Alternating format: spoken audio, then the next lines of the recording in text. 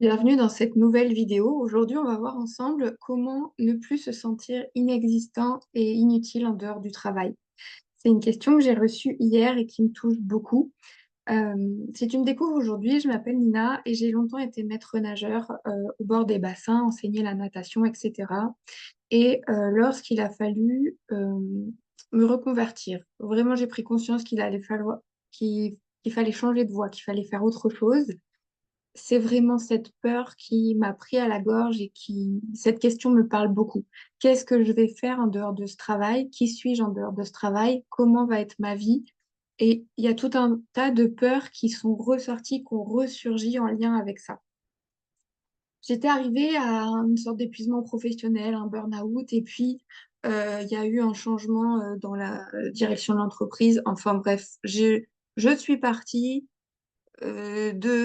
de mon plein gré, presque, voilà. Et puis j'ai senti de toute façon qu'il était temps pour moi d'amener autre chose, de faire autre chose, et puis d'écouter véritablement, voilà, ma partie haute, ma sagesse, mon âme, peu importe comment tu l'appelles, pour amener quelque chose de différent, pour être quelqu'un de différent. Voilà, j'étais toujours un peu à côté de la natation, j'étais toujours en train de me connecter aux personnes, de voilà, faire ce qui faisait qu'une personne arrivait à retrouver du sens, à être heureux, à avoir de la joie, et puis ce qui faisait qu'une personne se déconnectait d'elle-même et puis n'arrivait pas à sortir de cette souffrance, etc. Donc cette question me parle beaucoup de voilà, de sentir exister et utile au boulot, c'est euh, je suis focus dans mes tâches, je sais que je suis compétent pour ça, je sais que je suis utile. Et donc, en dehors de ça, à force de ne plus m'être écoutée, de ne plus entendre mon intuition, ce qui me mettait en joie, ce qui me faisait plaisir, je me suis perdue là-dedans. Et maintenant, comment je vais faire pour, bah, par exemple, qu'est-ce que je fais de mon temps libre, des vacances scolaires ou voilà, comment je remets de la joie, comment je remets du sens dans ma vie. Et donc, je suis passée par là. Et donc, j'ai noté ici un peu les choses qui me sont venues par rapport à mon parcours personnel. Et c'est notamment le fait de se retrouver seul face à soi-même et là, d'avoir un choix à faire. Tout est question de choix, on va beaucoup en parler, de je vais renouer avec moi ou je me remets sur les sites de recherche d'emploi et je recommence. Je cherche un job, je me remets dedans, je suis un rayon de soleil pendant 2, 3 mois et puis au bout de 2, 3 mois, ma petite flamme s'éteint parce que c'est fatigant, le cadre est contraignant, ça va pas à la vitesse où je veux, ça me correspond pas. Je m'éteins en fait pour correspondre au moule, pour faire ce qu'on attend de moi et tout. Ou alors, je change de focus, je change de direction et je me lance dans quelque chose de nouveau, je me reconvertis. On est beaucoup, on est très nombreux à faire ce, che- ce, ah, ce virage à 180 pour voilà, se reconnecter à soi, remettre du sens, retrouver la joie. Parce que ça y est, normalement, si tu prends un peu le temps de te reconnecter avec toi, tu sais ce que tu ne veux plus. Tu sais pas forcément encore ce que tu veux vraiment, et certainement c'est très défini, mais c'est caché par plein de couches de blessures, de peurs et de choses qui font souffrir. Donc on croit qu'on sait pas trop, mais voilà, si on commence par quelque chose, ce serait vraiment de se dire, ben voilà, en dehors du travail, si je veux me sentir existant, utile, eh ben, il va falloir que je renoue avec moi. Et ça veut dire lâcher le contrôle, ça veut dire, voilà, tout ce que j'ai fait jusqu'à maintenant qui me demandait de l'énergie, qui me pompe l'air, que je fais à contre-cœur, où est-ce que je peux lâcher du contrôle là-dessus, là, aujourd'hui? Un tout petit pas, une toute petite décision, un tout petit choix. Aujourd'hui, comment je peux revenir vers moi, m'écouter, faire avec mon cœur, remettre du sens, de la joie, là, maintenant, avec un tout petit, quelque chose d'insignifiant pour toi, peut-être aujourd'hui, qui va faire toute la différence dans quelques années. On voit ça euh, avec tu vois, un petit pas aujourd'hui, ici, le petit angle du départ va faire une espèce de grand angle dans quelques années. C'est l'effet des pas cumulés. Je viens de perdre le nom de l'auteur, je vous le mettrai dans la description. Enfin voilà, il y a plein de... De toute façon, après, si tu recherches un peu des réponses à tout ça, si tu lis du développement personnel, si tu t'intéresses à la question, tout se recoupe avec des mots différents et avec une expérimentation différente. Mais on en revient à ça, à trouver ce qui te met en joie, ce qui t'anime pour faire avec le cœur, pour que ce soit fluide. Parce qu'on n'a pas une énergie illimitée si c'est à contre-cœur, c'est limité. Tout ce qui vient du cœur et qui est connecté à toi, c'est unstoppable. Donc, où est-ce que tu peux lâcher du contrôle aujourd'hui? Par exemple, moi, c'était super fatigant, c'était faire à manger 2 fois par jour. Faut penser au repas, à organiser ça et tout. Mais je me rappelais que c'était la corvée pour mes parents et que c'était pas zen, c'était pas fluide et du coup, ça pèse toute la famille. Donc moi, aujourd'hui, par exemple, j'ai choisi de faire des enfants, j'ai choisi d'être en vie, de vibrer, de chercher ce qui me fait du sens, ce qui me donne la joie. Donc ça, c'est un truc qui me prend de l'énergie. Comment je peux rendre ça joyeux et fluide?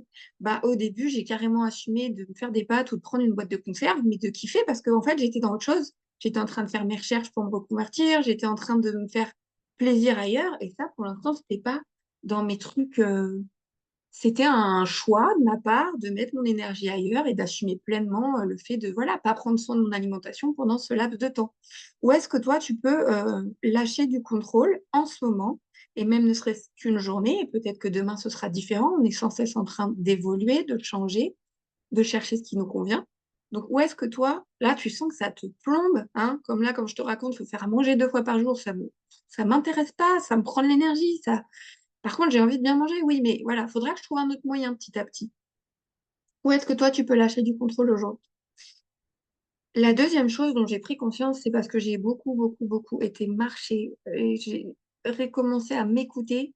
Et au début, la solitude, c'était pas confort. Et petit à petit, la solitude, c'est devenu confortable et j'ai appris à aimer, à être avec moi-même.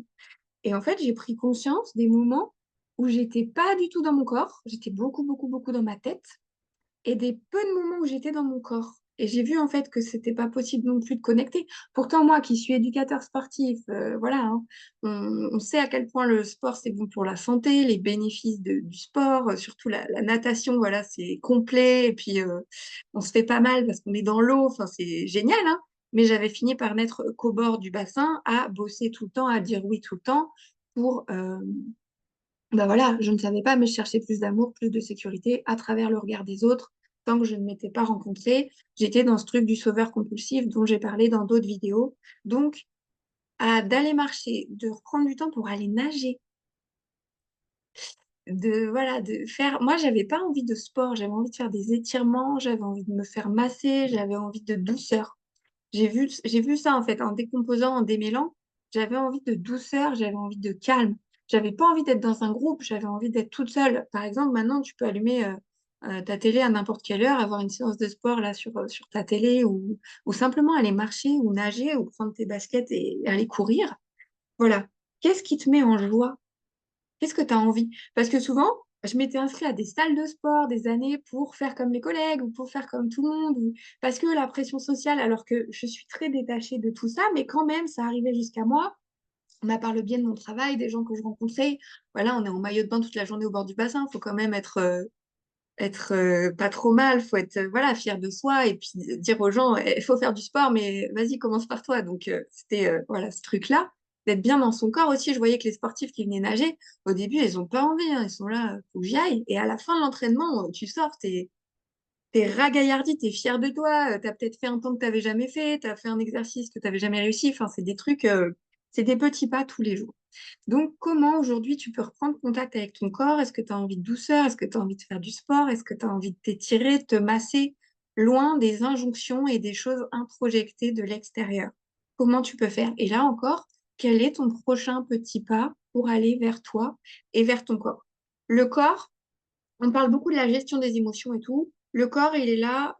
Par exemple, moi, maintenant, j'ai un truc qui me plombe. Je sais qu'il va falloir que j'aille marcher ou que je m'étire ou que je fasse circuler ça dans le corps. L'émotion, elle va avoir besoin de bouger. Et je me suis rendu compte à quel point j'étais raide, j'étais lourde parce qu'en fait, tout était bloqué. Ça aussi, j'en parle avec l'EFT. Tu peux aussi télécharger cette mini formation. Elle est offerte sur l'EFT où tu vas apprendre à tapoter sur tes méridiens, à faire des phrases en fonction de tes problématiques. Et là aussi, tu vas sentir que ça bouge et que ça circule. Et c'est pas magique en fait, c'est que ça se libère, ça recircule, ça dénoue des choses. L'émotion, l'inventeur de la méthode EFT, il a dit c'est un blocage énergétique. Donc si tu peux te servir de ton corps en te faisant du bien pour libérer tout ça, c'est génial. Et c'est vraiment une technique très simple que tu peux faire chez toi. Après, le fait de vouloir se renouer avec soi, d'avoir pris conscience que je passais très peu de temps dans mon corps, en fait, j'étais beaucoup dans ma tête, en train de penser à ce que pensait l'autre, ce que voulait l'autre, ce que je pouvais faire pour l'autre, ce qu'attendait l'autre, gna gna. Je suis revenue dans mon corps. Et donc, troisièmement, j'ai un nouveau sens dans ma vie. C'est nouveau pour moi grâce à un nouveau rapport différent avec mon corps et avec mes émotions. Comme j'ai renoué tout ça à l'intérieur reconnecté, je donne un nouveau sens à l'information, aux situations, aux relations. J'ai beaucoup moins. Alors, c'est en fait, tu as des informations qui viennent du corps. Ça, on le sait après maintenant avec le nerf vague. Et donc après, ça passe par des aires du cerveau qui vont traiter, et puis ça va, il y a une aire qui va devoir donner du sens à l'information. Si ton corps il est bloqué, noué, stressé, tu respires mal, et t'es jamais dans ton corps, t'es dans ta tête et t'es loin, l'information elle vient, elle réactive des autoroutes neuronales qui sont déjà là, et puis tu t'es dans ta boucle. Si tu prends ton corps avec une nouvelle relation, des nouvelles infos, une nouvelle manière de percevoir les choses et tout, les infos qui arrivent, euh, tu les interprètes de manière différente. Donc, c'est plus fluide, c'est plus cool, il y a moins de peur. Voilà, tu constates des petits changements jour après jour. Bien sûr, avant. En fait, c'est pas linéaire l'apprentissage.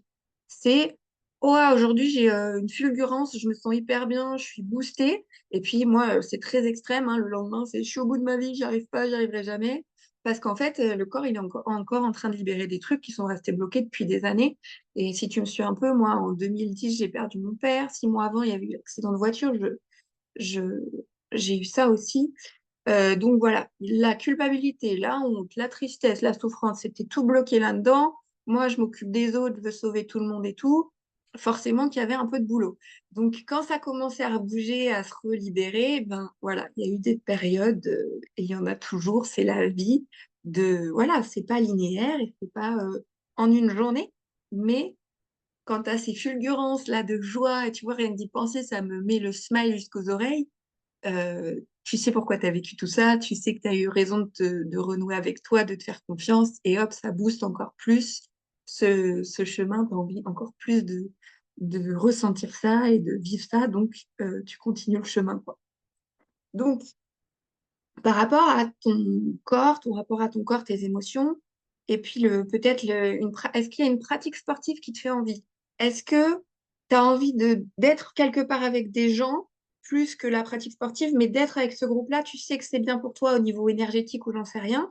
Est-ce que tu as plutôt envie d'être tout seul chez toi, d'allumer ta télé pour faire ta séance, ou d'aller marcher, ou d'aller nager, ou simplement de créer, de peindre, de faire de la musique, mais parce que, en fait, inconsciemment, pour l'instant, c'est des endroits, des lieux, des moments où tu es dans ton corps, mais sans le savoir vraiment. Ça m'a fait shifter, c'est quand... donc moi, je suis très piscine, l'eau et tout, j'aime beaucoup la chaleur, l'eau.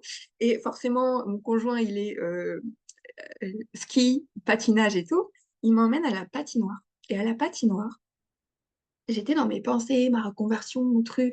Il y a quelqu'un qui vient nous rencontrer, qui avait un smile de malade. Ça va et tout, tu fais quoi dans la vie, machin. Hop, je lui parle de mon truc de coaching et tout. Et ben là, je me suis cassé la figure. Le patinage, comme la vie, en fait, je trouvais que c'était une belle image. Si t'es pas dans tes pieds, je sais pas comment, si tu peux comprendre, si t'as pas expérimenté ou si tu peux, voilà, l'imaginer. Ma conscience, elle était là, là-haut, en dehors de ma tête, dans mes rêves et tout. Si je suis pas dans mes pieds à la patinoire, je me casse la figure. Et j'ai volé. Parce que je suis repartie dans des trucs et tout, et je l'ai senti. Et ce jour-là, je suis sortie de la patinoire avec comme j'avais les infos, j'ai pu faire remonter à la conscience et ça a pu m'apporter quelque chose. Parce que aussi, mon message fort, c'est faire des épreuves un cadeau, enfin apprendre de tout ce qui peut se passer dans ta vie. On est là pour apprendre, pour transmuter, transformer et surtout, en fait, se rencontrer, apprendre sur soi.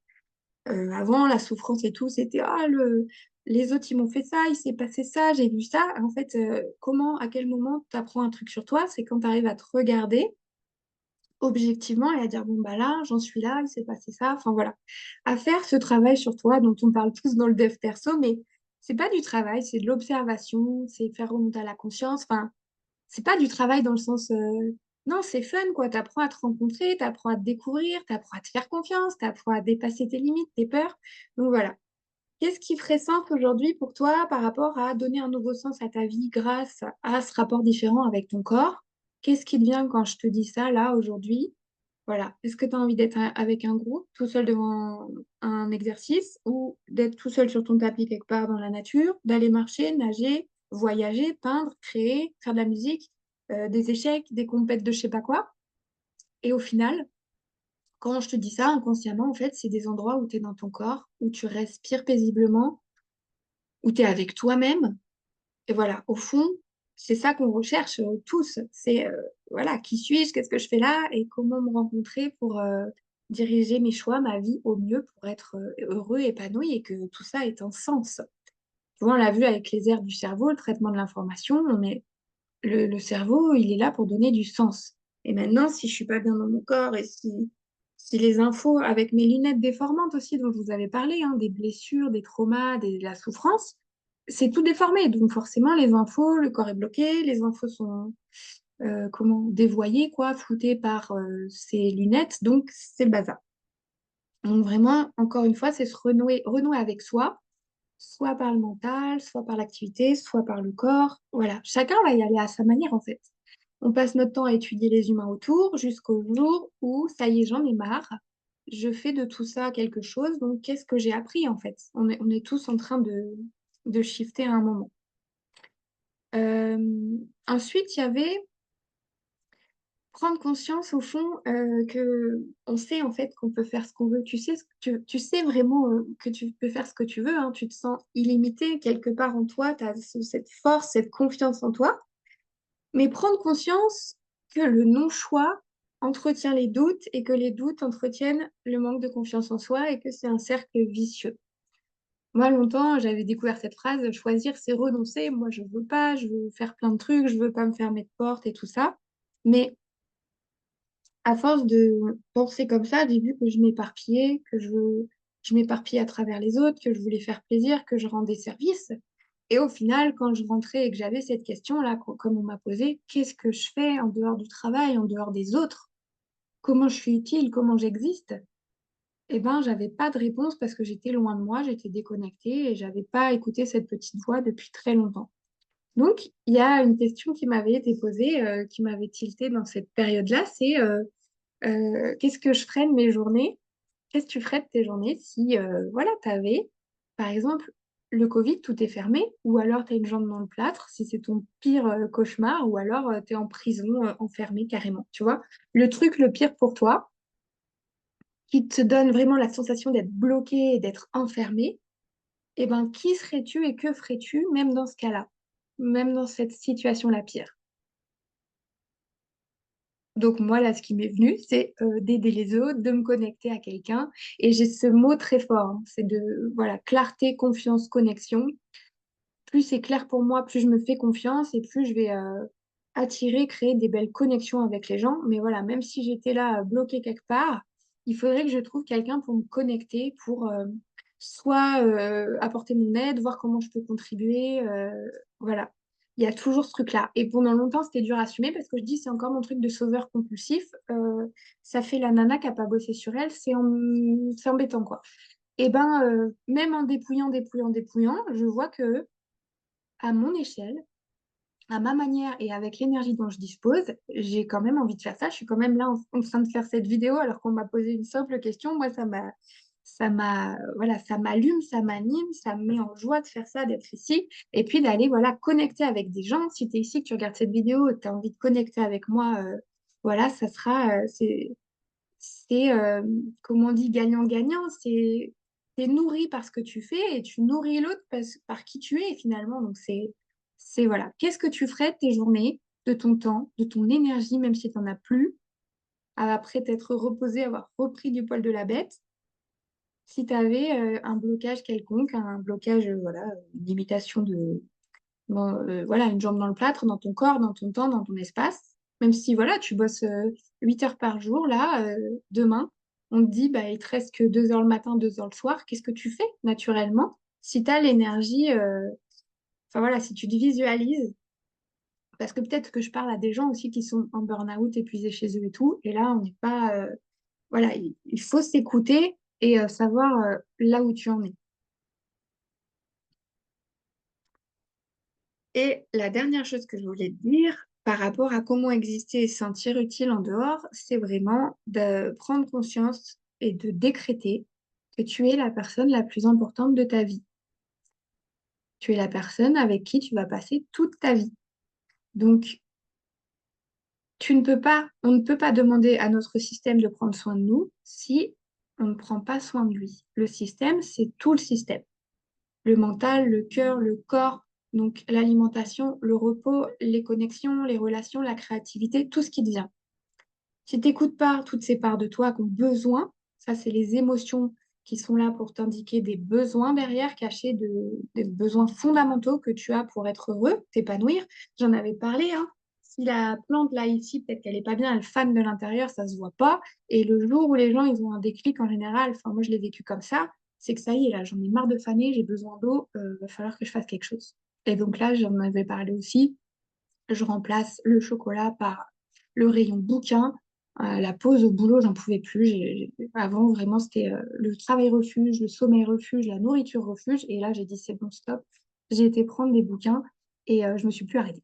Donc voilà, c'était le jour, c'était le shift. Donc, il faut vraiment décréter aujourd'hui que tu es la personne la plus importante de ta vie pour que tu puisses prendre soin de ton système, ton enveloppe corporelle, ton cœur, ton âme, ton esprit, peu importe comment tu l'appelles.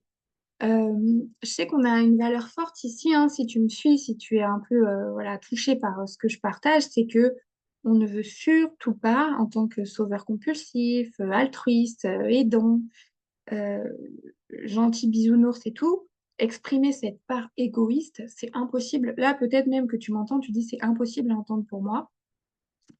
Et pourtant, quand on voit par exemple, cette simple image qui me marque et que je trouve toute simple et très marquante, c'est que si ton arrosoir est vide, tu ne peux pas donner d'eau à qui que ce soit. Si, si tu passes ton temps à aller arroser les jardins des autres, tu n'as plus d'eau pour ton jardin intérieur et tu es tout sec, tout flétri, et il n'y a plus rien. Il n'y a plus rien, c'est vide. Et donc, il n'y a plus d'eau, il n'y a plus rien à donner. Et donc là, c'est... Alors, on ne peut plus contribuer, on ne peut plus rien faire, on ne sert plus à rien. C'est toutes nos peurs les pires qui se réalisent, quoi. Donc vraiment, plus on va refouler cette part de je suis pas égoïste, je suis pas égoïste, je suis pas égoïste, et plus on va se perdre dans l'autre, s'éparpiller, se déconnecter de soi, et voilà, aller vers encore plus de perte de sens, d'éloignement, et puis on perd la joie, on perd le sens, etc., etc.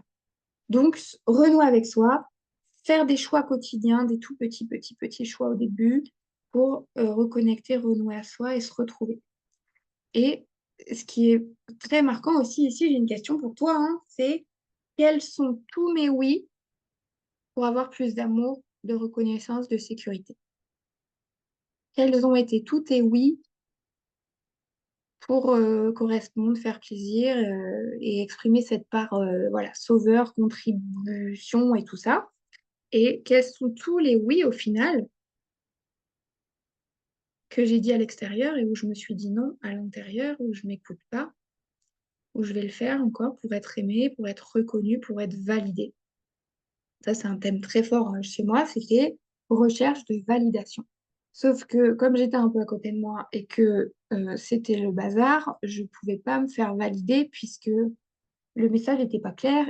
Si moi-même, je n'étais pas connectée à qui je suis, ce que je veux dire, exprimer et tout, c'était flou, brouillon.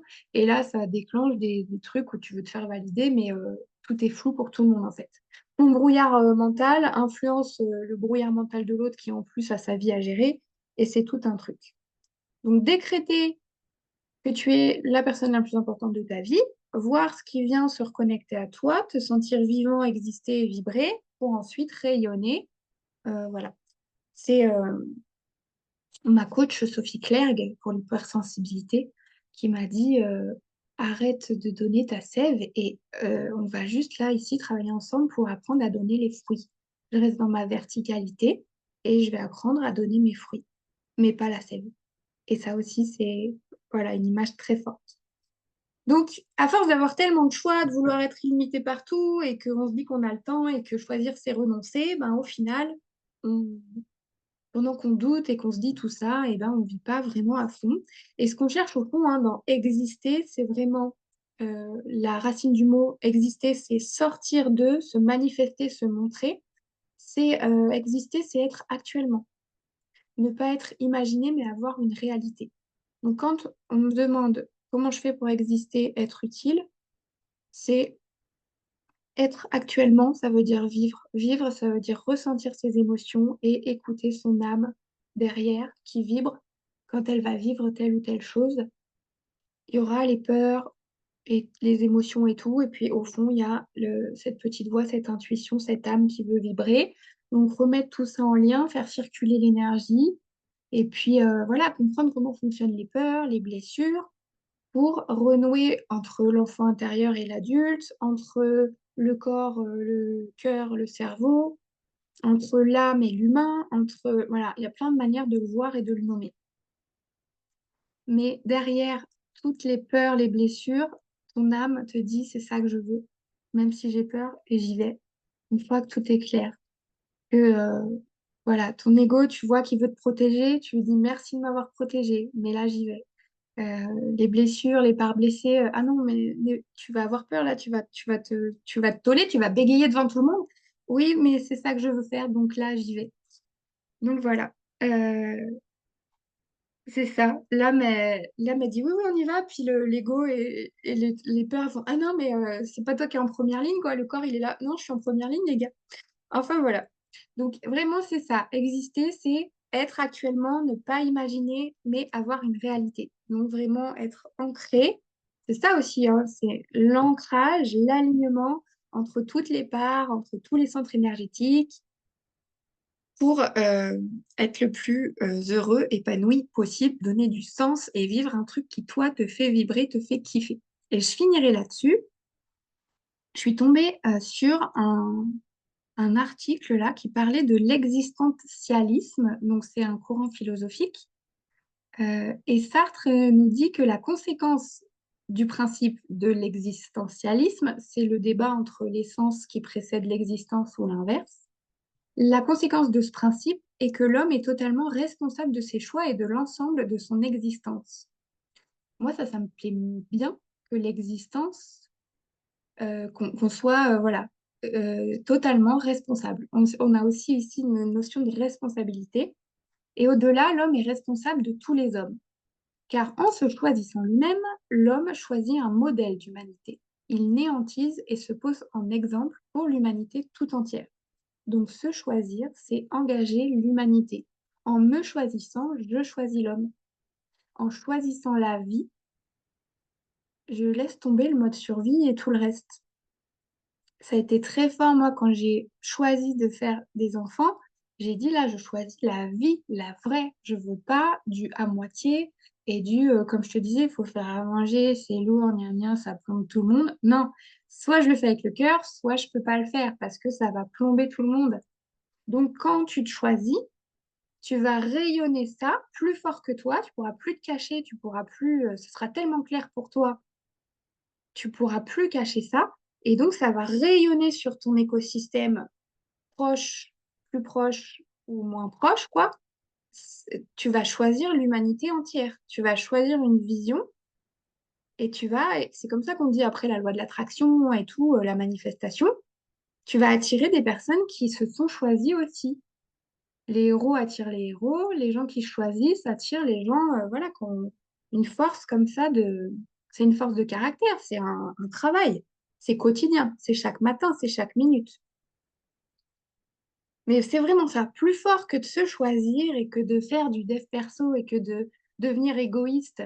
Mais en fait, c'est parce que j'ai eu beaucoup ce message de ma famille, en fait, c'est pas de l'égoïsme, c'était, comme a dit Jung, de passer par cette part ou cette partie de vie, là, cette tranche de vie où je vais m'individuer. Finir son individuation, c'est voilà, prendre le temps d'être avec soi pour savoir qui je suis, ce que je veux, et ça évoluera toujours, mais vraiment finir ce travail.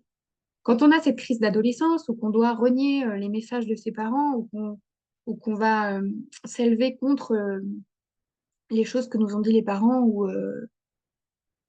eh ben c'est ça, on va s'individuer et puis là il faut finir ce travail pour pas rester un entre-deux dans le doute, le non-choix et la perte de sens. Il va falloir finir juste un pas plus loin, il y a qui tu es, ce que tu veux et ce que tu veux rayonner. Et ça voudra dire qu'en choisissant, tu as choisi l'homme, la vie, la joie, le sens. Donc c'est hyper profond, c'est un travail précieux. Et je suis persuadée qu'en s'élevant soi-même, qu'en travaillant sur soi-même, on peut élever à son échelle, sans s'épuiser, un petit bout de, voilà, à l'échelle d'un colibri, l'humanité. Je te laisse là-dessus, je te retrouve bientôt pour des nouvelles vidéos. Ciao.